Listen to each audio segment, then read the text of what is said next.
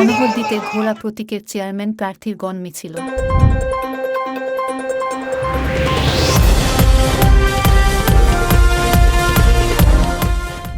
আসসালামু আলাইকুম, স্বাগত জানাচ্ছি বেঙ্গল টিভির নিয়মিত সংবাদ সংযোগে। আপনাদের সাথে আমি আছি মৌসুমী আক্তার সুমি। এতক্ষণ শুনছিলেন সংবাদ শিরোনাম, এখন বিস্তারিত। নরসিংদীর মনোহরদী উপজেলা পরিষদ নির্বাচনে ঘোড়া প্রতীকের চেয়ারম্যান প্রার্থী ও উপজেলা আওয়ামী লীগের সভাপতি অ্যাডভোকেট মোহাম্মদ ফজলুল হককে বিজয়ী করতে ঐক্যবদ্ধভাবে কাজ করছেন আওয়ামী লীগসহ অঙ্গ সংগঠনের নেতাকর্মীরা। আজ রবিবার বিকেল ৫টায় মনোহরদী উপজেলা সদরে গণমিছিল করেছে আওয়ামী লীগ ও অঙ্গ সংগঠনের নেতাকর্মীরা।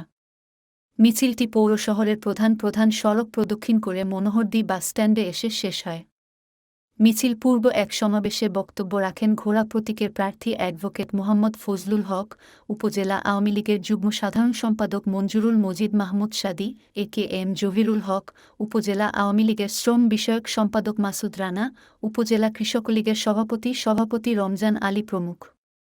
সমাবেশে মঞ্জুরুল মজিদ মাহমুদ সাদি বলেন, ঘোড়া মার্কায় ভোট দিয়ে খেলা এবং মেলা আমরা বর্জন করব।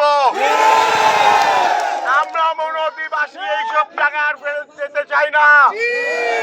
আমরা একটা সুস্থ ভালো জীবন চাই।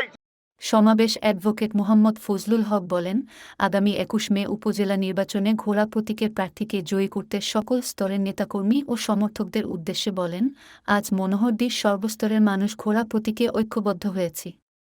এই শেষ বয়সে আমার নির্বাচন করার কথা ছিল না। এই ছিল বেঙ্গল টিভির সর্বশেষ সংবাদ। এরকম নতুন নতুন ভিডিও পেতে আমাদের বেঙ্গল টিভির ইউটিউব চ্যানেলটি সাবস্ক্রাইব করুন ও ফেসবুক পেজটি ফলো দিন।